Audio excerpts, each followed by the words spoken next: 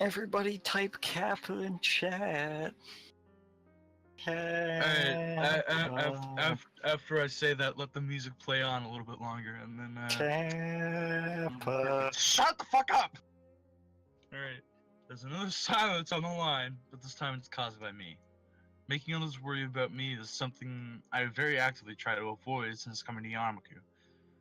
What the fuck? Indeed, even my interaction with Hanako has helped stave off any major health problems thanks to our relaxed and slow-paced lives. What is it? What is there to worry about over me? I apologize, I didn't mean any offense. Sorry, I was just taken a bit off guard. Still, isn't Hanako a bigger problem at the moment? For some time now, I've thought that the both of you may be feeding into each other's more worrying habits. I tried to amend this before leaving, but it seems I've done very little. Worrying habits. When I asked you about what you had in mind for the future, your answer was very similar to what Hanako said in the past when that question was posed to her. It is well and good to want to protect her, but I fear that treating Hanako like this, as if she were a daughter, someone in need of special care, is only going to achieve the opposite. The situation got effectively turned on its head. After everything that's happened, this is the first time I found myself doubting Lily's judgment. Nonetheless, I agree with Lily. I don't want to admit it. You bastard. We lost it all again. And then the microwave turns on. You can just roll back. You can just roll back with like scroll up, I think. Oh no, you can't because it locks in. Alright. Alright. Sonic, do you remember where you're recording how far we recorded after? Like the stuff you still have? You still have? Still? Schnell!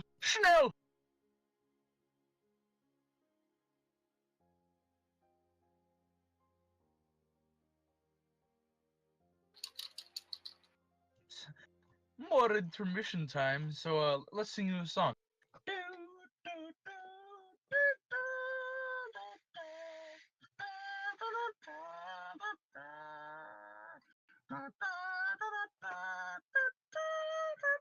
I won't play any part with this.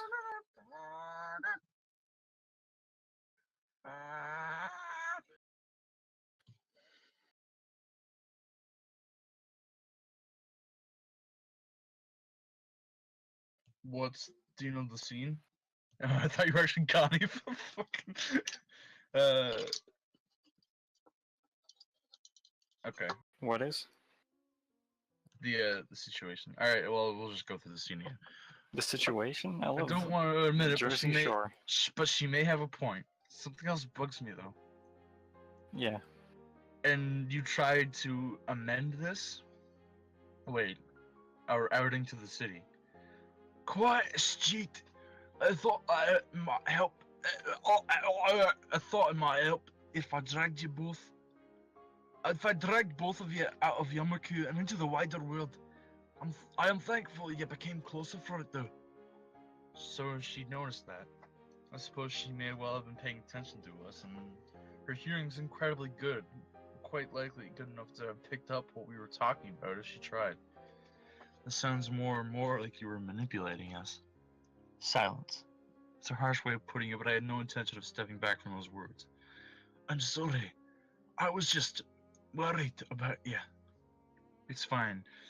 I guess there are more important things anyway. It's not a total surprise that she'd do such a thing.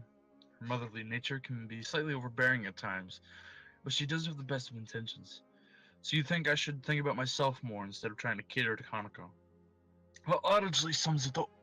Again, I'm sorry for not telling you this in a clear way before going behind your back. I know I am at least as guilty of being overprotective of Hanako as you, but I fear that you're neglecting yourself in your efforts to give Hanako happiness. Do you really think Hanako will be okay? She isn't as fragile as you think. I don't know exactly what experiences she's lived through or what feelings she has in her mind, but she has managed to work her way through them until now. It's almost... What the fuck? It's also my hope that giving her a little space will allow her to decide what she truly wants for herself and give her the initiative to reach out for it. Please have faith in Honoko. That's all I ask. Oh, I guess I'll think about it for a while. That's good. Being rash won't get you anywhere. I know that at times like this you may be doubting your relationship to Honoko, but she does. Lily cuts herself off and takes a moment to reconsider her words. Please keep in mind that I would not have befriended you if I hadn't thought you a fundamentally good person. You're a good friend, both to myself and to Hanako. Thank you. That helps. You share some small talk to try and lighten the atmosphere, but it feels very stilted. There's a lot I don't know about Lily's stay in Scotland, but after such a heavy subject, I want to be alone for a bit to think. After a few minutes, we end up saying our goodbyes and I set my phone on my desk. Compared to Hanako's situation, mine feels utterly mundane. I still have both my parents. I had a reasonably normal childhood, and unlike many in Yamaku, my condition isn't immediately visible to the public. But then again, isn't this just an attempt to justify the way I've been acting towards her? It may well be what our pasts were like, but when it comes to the future, I still have no idea what I want to do. In school, I've just concentrated on each day's work, and I've put off more and more things to cater to Hanako. I recall the words Muto told me after Hanako's breakdown, about the purpose of Yamaku and my education. In hindsight, he was trying to push exactly the same thing. Just what have I been doing in the time since my heart attack? If I ever did manage to get Hanako out of her room and open up, then what? Hiccups. That's what. I look up. I look out my dormitory window as the sun slowly sets. That's some alliteration for you. Then a hiccup. It's a nice sight, but what I really savor is the quiet as the students return to their dormitory rooms. All I want to do now is think. I'm not sure how much time I have, but I want to work out where I go from here. Ooh.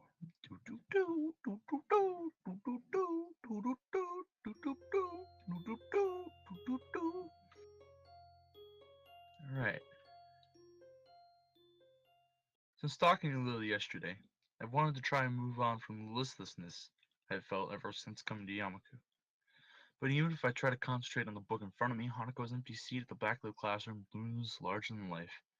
Every time I start getting focused, my eyes flick to her. Okay, no, we redid this scene. I remember that. Did we? Yeah. Okay. So where was my last save? Should be Whispered Touch. Yep. Okay, cool. So this is where we'll pick up.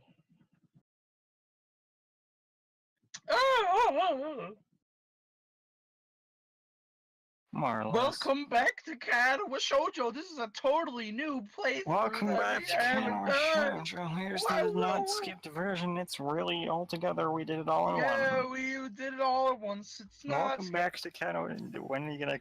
When's the cut going? File corruption is not a thing that happened. Hey, well.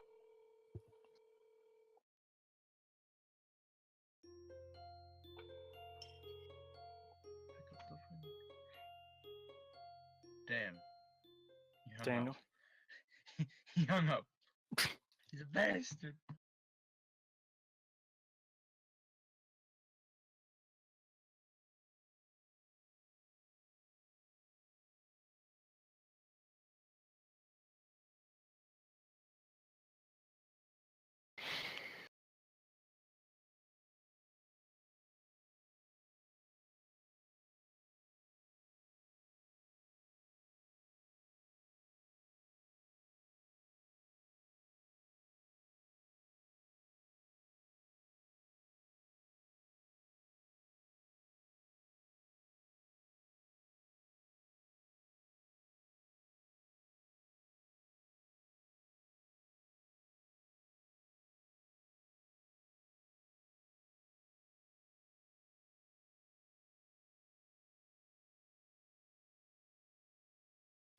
Now we definitely feel like Michelle.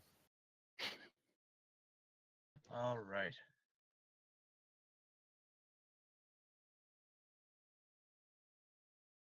Yeah. Yeah. I mean, we could Really? just record- 45 minutes of deadpan. Come on. I mean, you could just record that again. We didn't do shit. Well, fuck the intermission thing. Write this down though, because the ending for the episode. You know, Sonic, okay? If like a $5,000 cake fell on the floor, you would be crying over the 3-cent sprinkles. All right, so yeah, write this down because I want this to be the exit to that episode that you lost, where Lily says, "I'm worried about you, Ramsey," because that was heartfelt and aesthetic, and I want to hear that.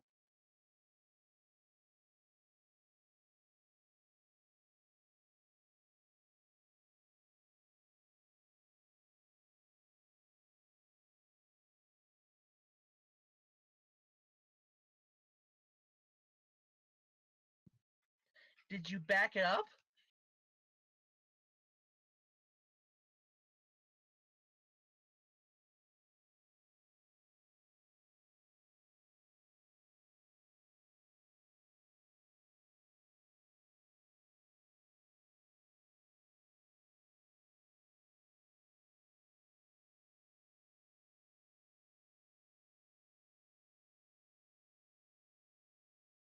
If you can recover it, that'd be godlike.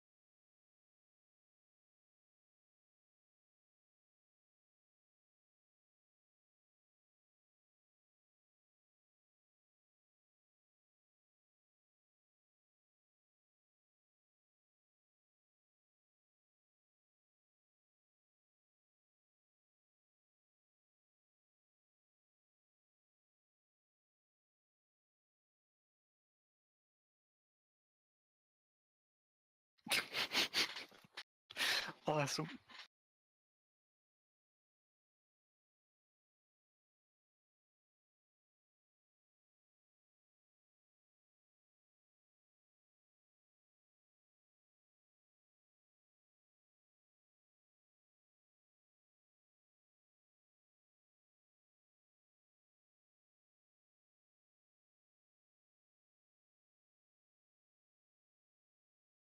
Oh shit.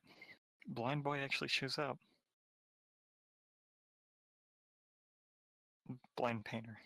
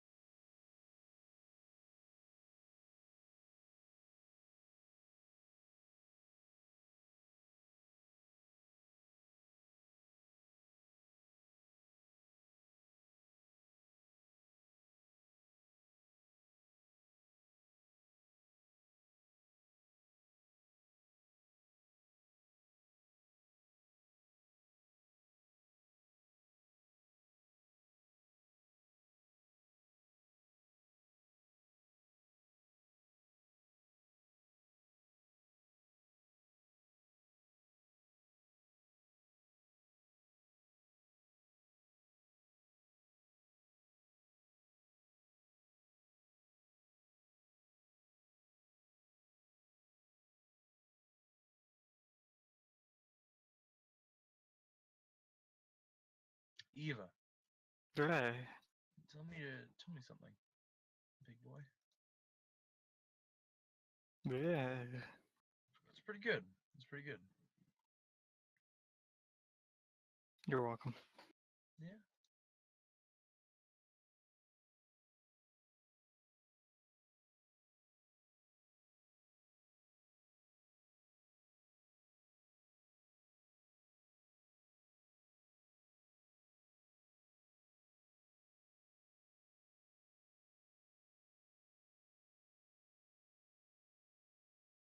I mean, you have to be following along, big cat.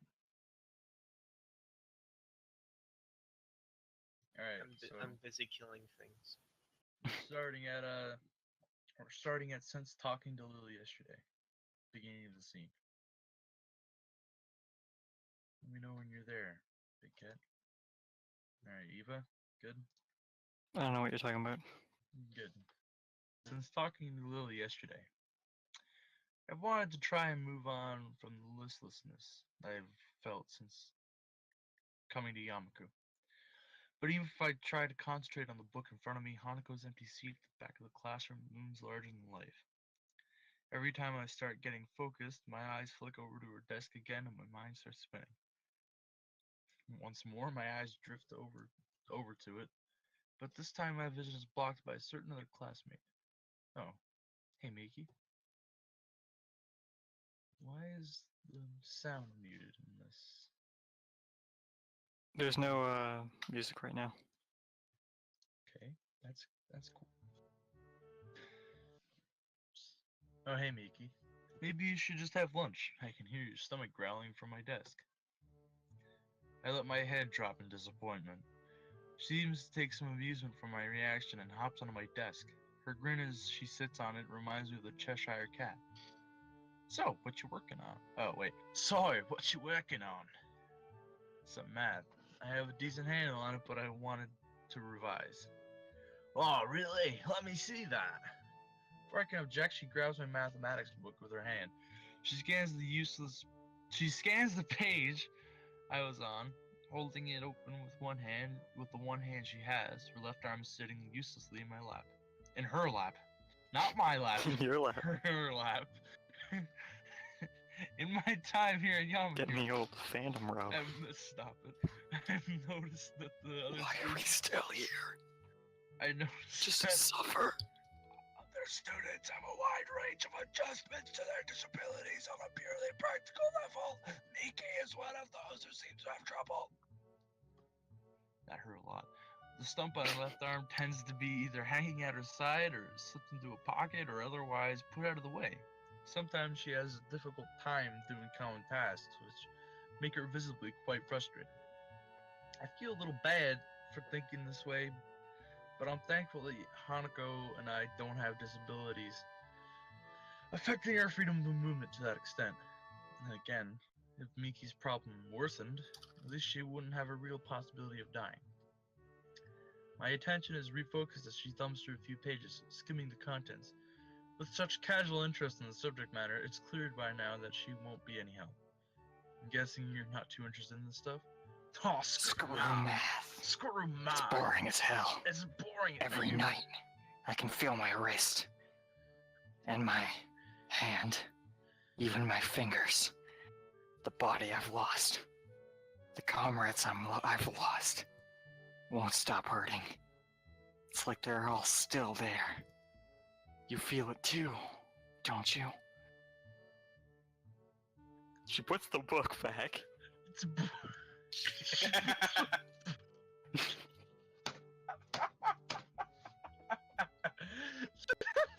She puts the book back in front of me with indifference. Her eyes move to the notebook beside it that I've been working on practice equations on. Wait, you're actually able to work out that stuff? Yeah, well, that's what the line said. Yeah. Wow, I've never talked to a computer with legs before. Haha, dude. Yeah, thanks, I think. At least I'm doing better in this than history. Oh, think it's worth asking the librarian to help? I hear she's shooting for uni. Yuko? Maybe. I don't know what she wants to study though. So what about you? Got anything you're thinking of doing after you graduate? Me? Nah, not really. Just enjoying it while it lasts. She looks a little awkward and when asked about her future and absent-mindedly rubs her left forearm. I kind of want to ask her about it, but I don't think I know her well enough to do so. Conversation peters out and I lean back in my chair, giving up the prospect of studying. Miki notices my tired expression and looks oddly serious. Thinking about Hanukkah. Isn't that obvious? You've been glancing at her seat. You've been pretty quiet. Not too hard to connect the dots. Dude, it's not too hard to connect the dots, dude. I'm just worried about her. Yeah, I can see why you would be. She can get weird sometimes. She sounds put off, but I can't blame her. Hanako was a hard person to interact with before she warmed up to me, even with Lily around to help. I haven't known her for that long either, so some of her habits would still be unknown to me. My face becomes troubled. If I hadn't developed feelings for her, this would be a little easier, at least a little easier to deal with. I mean no offense. She isn't a bad person, I know that much. Come on, don't get that down. She's done this before, you just gotta wait it out. Yeah. She locks herself in her room and acts like an empty husk of a person for a sizable amount of time ever since she entered Yamaku, if not before then as well, and I'm not supposed to be concerned about that. Well, I might think that, but there's nothing I can do. I can't force her to come out, and she does see a therapist, so it's not like she's not getting any help for her issues. Maybe it's natural to think that way when you're so powerless to help someone. That's just the way she is, and you'll have to deal with it. As I mull things over, I know. Ralph. I notice a movement out of the corner of my eye. I glance to see who it is, and ended up doing a double take. Whoa, dude, it's right here! Sure enough, it's Hanako. She walks through the door just as she would any normal school day, and begins to move towards her seat in the usual silent and humble manner. She looks at me for a moment before blushing and looking away in embarrassment, which makes me realize that I was staring at her. I feel sorry for that, but not doing it is hard after all that's happened. The girl sitting at my desk looks to me, grinning. See? No, can't do it. Hooray.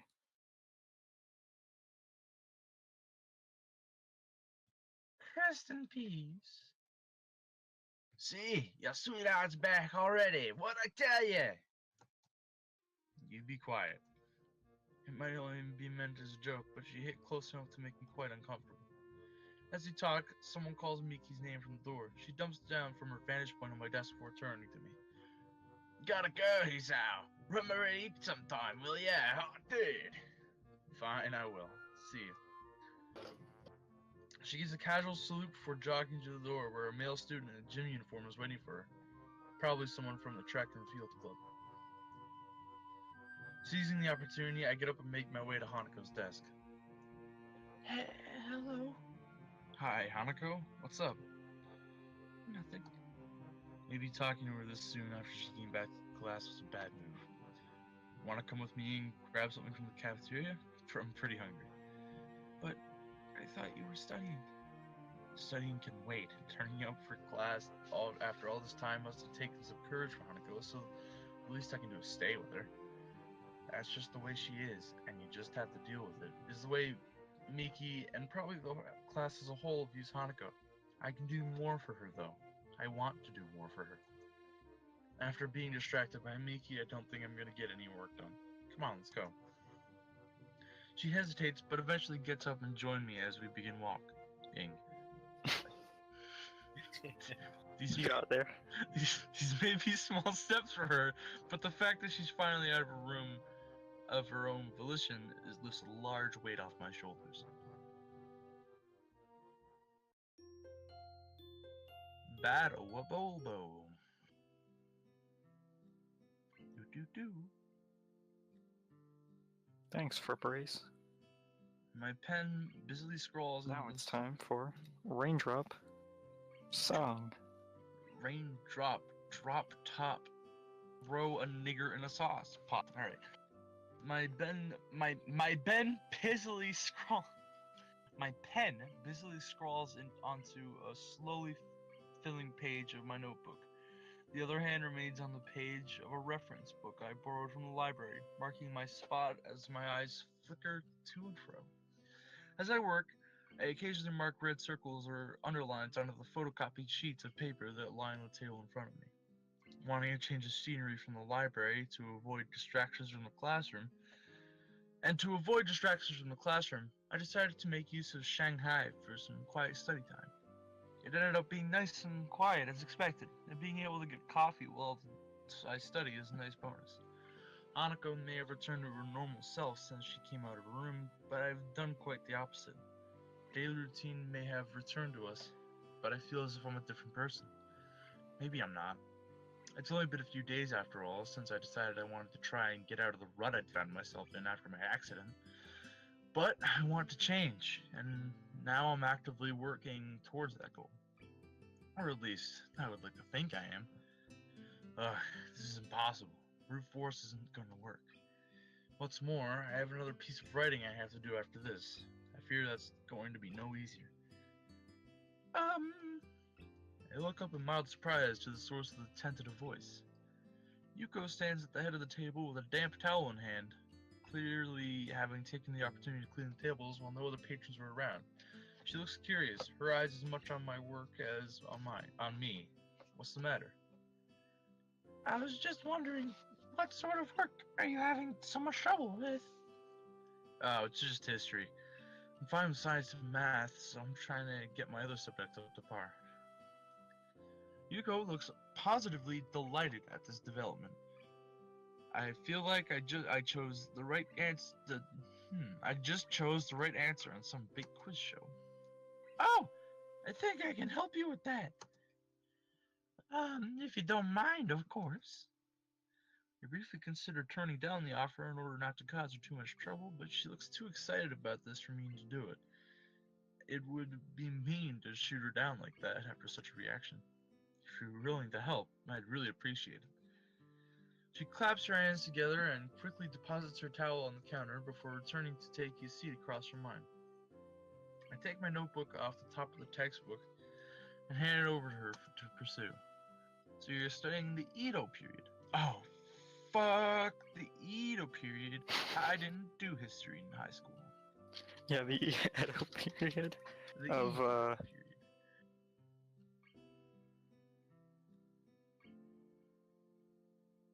Yeah, go watch History of Japan. You'll know everything. Yeah, I'm not really much good at this though. She takes the textbook, Edo period, and reads a few pages from the random section near the middle bit. But the aura of enthusiasm she's been radiating previously is rapidly sapping away. I'm guessing this isn't the kind of history you were expecting. Unfortunately not. My main area is European history, especially in the classical area. Sorry. Oh yeah. Told you Yugo was the best. No, classical, that's like Rome. And before that, yeah, knights and shit. Exactly. Classical era would be like Victorian England and stuff. No, classical era was like ancient Greece, ancient Rome. Shut the fuck Probably up. Republican Rome too, something. Would and- that be considered classical? Yeah, exactly. Republican Rome? I'll look up what the actual. She looks a bit downcast, but as she think. carefully closes the book and lays it back down on the table, her face perks up again. Would you like another cup of coffee? Would you like another cup of coffee? Oh yeah, sure. I reach forward and get my book back as Yuko gets up, takes my mug, and slowly walks to the counter to make another brew. As usual, she's absolutely silent as she does this. Every ounce of her concentration is focused on not tripping over or dropping the plain white mug. I take the opportunity to lay back and relax for a bit, the hum of the coffee in the machine filling the otherwise quiet air.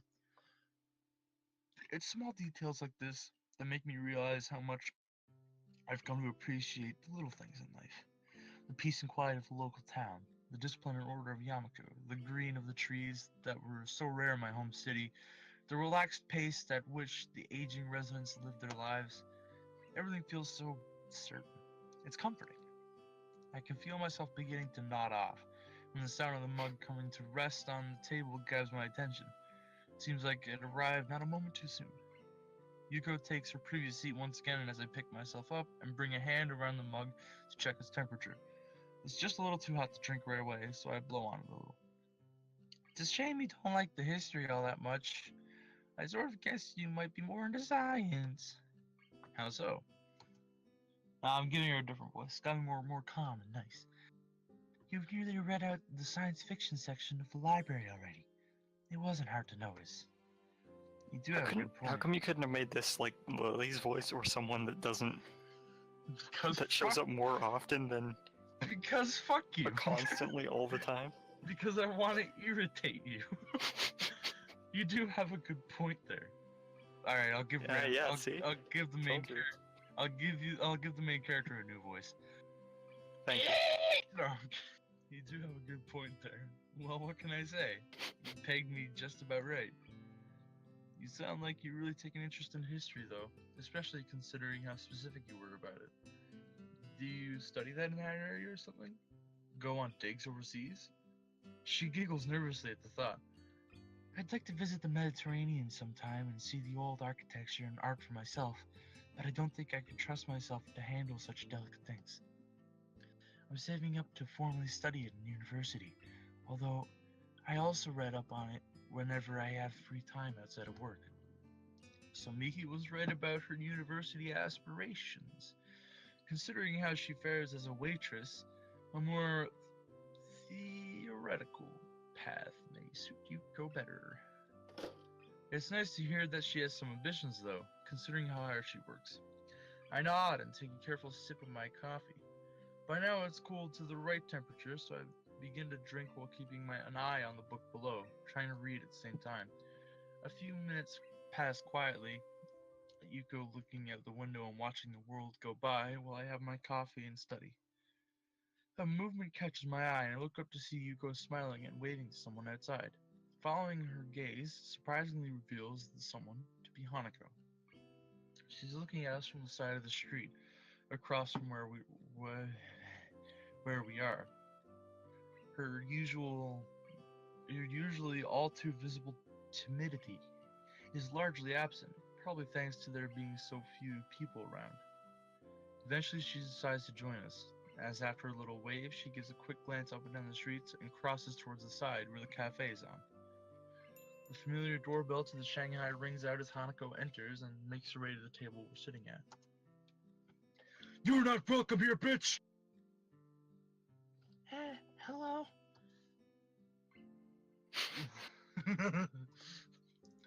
It's how tough are you? I ate a bowl of nails for breakfast, So. without any milk. Oh, right this way, sir. I could probably do that whole episode. Just by memory. Good afternoon. Hi, Hanako. What's up? Well, I'm just imagining Yuko just standing up. Welcome to the Salty Spittoon. How tough are you?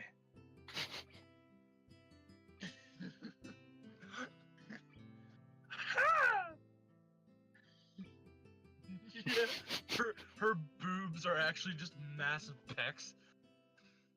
Alright. No, I'll show you some art I got later. just no. Going for a walk since the weather was nice. I can make my tattoo dance. Yeah, that's me. Yeah, I get what you mean. I'm glad I decided to study here instead of the library. It's comfortable in here thanks to that. Better than the sometimes quite stuffy library. I look to Yuko, who nods in response. It's nice. It's just a shame that summer can't last forever. Oh wait, sorry, would you like a drink? Hanako shakes her head. Thankfully, it's enough to calm Yuko back down. How are you? how are you doing with studying? No, she needs Jesus. She needs the same voice. Okay, ish. Oh yeah, have you talked with Lily? I'm interested too. How is she doing? She's enjoying it, I think. I think that's all we're gonna get out of her. Being around Yuko is tensing her up. It would be so nice to travel to Scotland! Green fields, castles, lovely small towns, men in kilts, interesting history. Yeah. Chat. And without Andor. I can't Yeah. say I see the appeal. I can't Yeah, say I see that's the Scotland. appeal of men in kilts myself. But it does seem like a picturesque place, though. Jesus. Well, yeah. As we talk, the jingle of a doorbell rings again. Hanako is startled, noticing Yuko's panicked expression at the prospect that she might leave customers to wait a handful of seconds during her chatter with us. Yuko gives a quick bow, then hastily skitters over and greets the new customers. An elderly man and his wife. Hello! Welcome to the Salty Spittoon! I watch her for a bit, craning my head around to get a good view. Hanako is staring at me with her one visible eye. She averts her head in embarrassment as I turn to make eye contact. I was just thinking that it's nice to have ambitions for the future.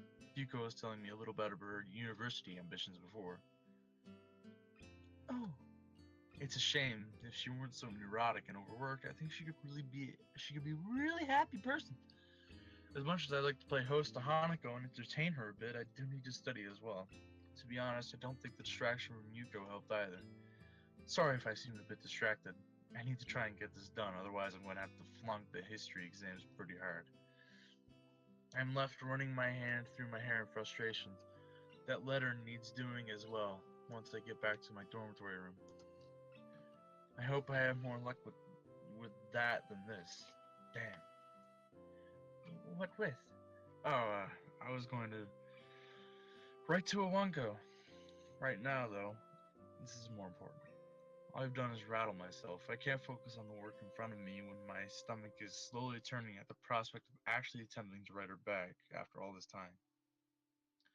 I force myself to concentrate on the book, picking up my pen once more. Once I have a quick sip of coffee. After a few seconds, Hanako stops silently watching me and leans back in her seat, relaxing as much as she ever seems to be able to, looking out the window to pass the time. We stay like this for a long time before leaving We're leaving for the dormitories together. I'm surprised she had the patience to wait me out. Iwanko's letter lies on my desk besides a blank sheet of lined paper and an unused envelope. The tapping of my pen is the only thing to be heard this late at night. As I feared, my second task for the day turns out to be just as difficult as the first, if not harder. It's been so many months since we even saw each other. Even so, I can still remember what she looks like and what she sounded like and what she acted like. By now, though, the little details are beginning to slip away. When I first saw her letter, I barely recognized her handwriting at all. Even the pink pen she always used was forgotten under her writing, until her writing reminded me of it. I wonder why she didn't use it for the letter. She used to write everything with it. Maybe she thinks it's too immature now. I should be thinking about myself and about what I want to communicate to her. My mind can't stop concentrating on her, though, on the past things we shared before it was taken away so suddenly. The bright and slightly garish decorations suit her sense of aesthetics. Picking up the letter and taking a closer look at it, I give a long sigh. This is the last link binding me to my past. Iwanko didn't suddenly cease to exist when she left my hospital room for the last time, but I needed this letter to remind me of that. I had all those feelings neatly filed away. I felt as if I didn't need them, that I could begin life completely anew. It was easier that way. In the end, I suppose that was a rather naive thing to think. Sooner or later, My past would have caught up with me one way or another. But what am I supposed to say to her? Thank you for bringing me closure? All the letter did was end the sense of closure I'd previously felt. Try as I might, I can't write so much as a single word down on the paper in front of me. I can't think of what exactly I want to say. Putting the letter down on top of the blank sheet, I gather my materials together and file them away in my drawer. The clunk the desk makes as it closes makes me momentarily tense in frustration, before I get up to go grab a drink from the vending machine on the first floor. I tried, but I couldn't do it. After all the time that's passed, I still don't know how to deal with Iwanako. Iwanko? I wank off. Found the secret.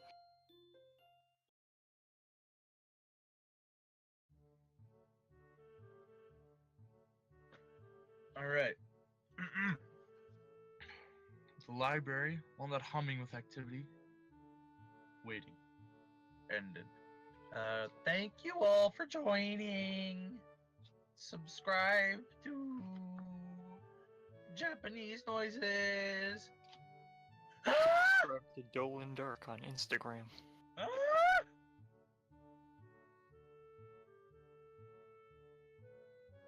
Nani? The library, while not humming with activity, is noticeably more busy than usual. Exams are not far away, and that's reflected in the number of students burying their noses in textbooks around us. I've been studying quite a lot in the past few days, just like them, and hoping of doing well in the exams. This also means that Hanako and I have been playing games less, so she's been studying as well just to fill in the time. Nevertheless, I found myself forsaken by her on this particular day. The textbook in front of me has remained on the same page for some time. After so much reading on subjects I couldn't care less about it, if not for the exams, my mind beginning to wander. I find my eyes flicking over to where Hanako would usually be, just like on days she wasn't in class. Her usual beanbag in the corner of the room is conspicuously unoccupied. It was here that we first really met. I tried to start a conversation with her. She got skittish and eventually bolted from the room altogether.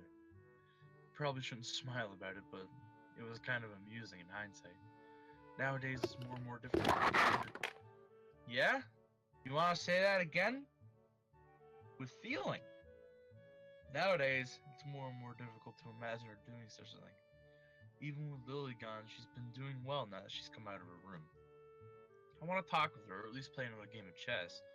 I'm tired of studying, and it's been a few days since we actually done anything together. The question of where to find Hanako isn't a particularly difficult one.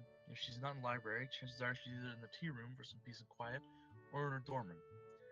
Deciding to check them in that order, I pack up my books and make my way to the library.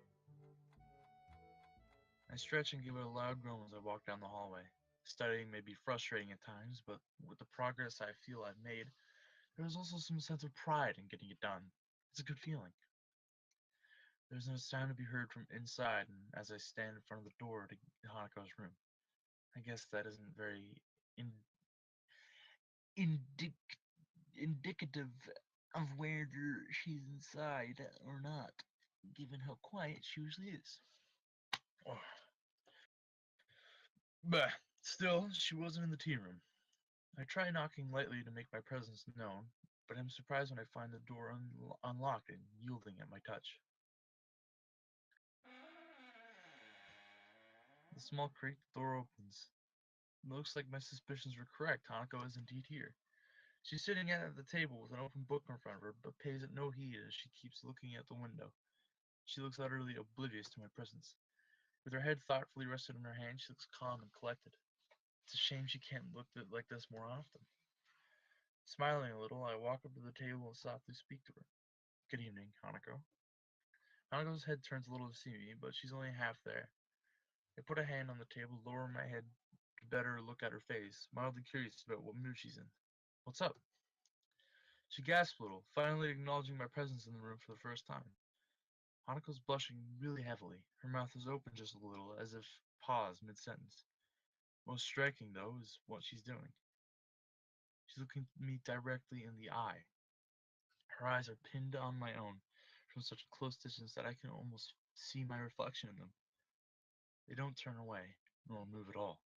They're absolutely still, just looking into mine. They're dark, and give her an almost analytical air.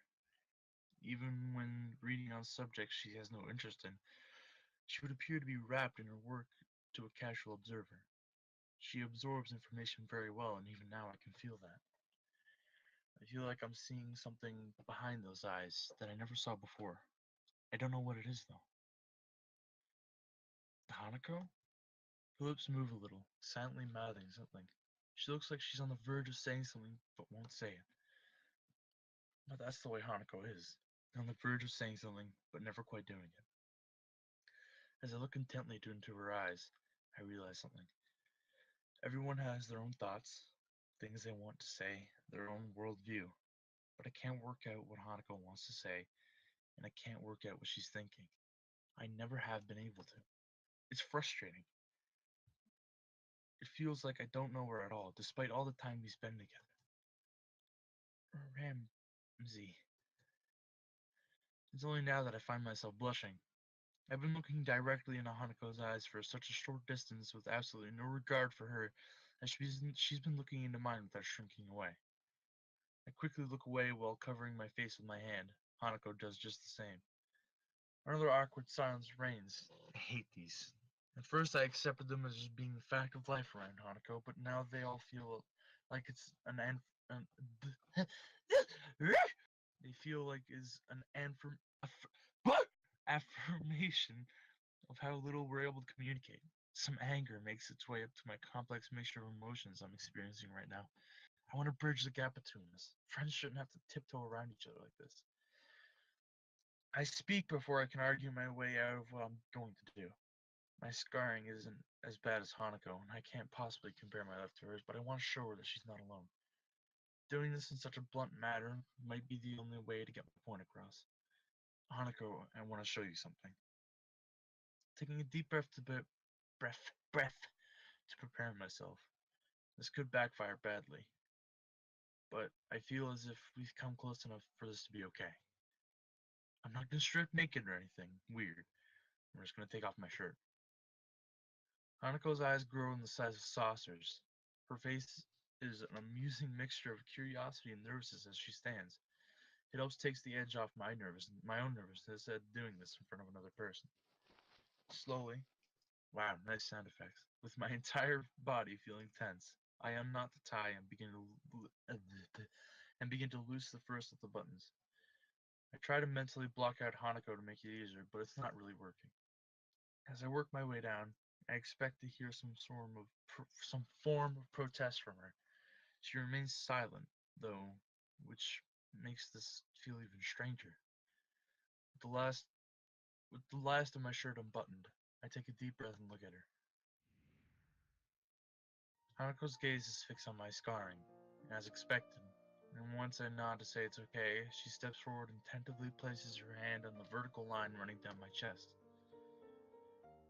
The scarring on her left hand, a pattern of damaged skin across its surface, contrasts with the single uniform line that makes up mine. Her hand isn't trembling at all, unlike what I predicted. This is the scar from the surgery that followed my heart attack. The surgeons had to cut open my chest and operate on my heart. I never knew. Hanako's words are calmer and softer than usual. The soft feeling of her fingers moving across from my scar to my breast makes me hesitate a little before continuing on. You're the first person to see this since I left the hospital. But why are you showing this to me? I wanted to prove to myself that I could do this, that I could accept my past and move on. I wanted to show that to you as well. She nods. From her reaction, she seems to know how difficult this is for me. More than anything, this scar represents a visible reminder of my condition, a reminder that I'm not normal anymore. That's something that, unlike now, I tried my hardest to ignore. As the minutes tick by, Hanako's gaze lingers. Her eyes look less focused on my scarring than before.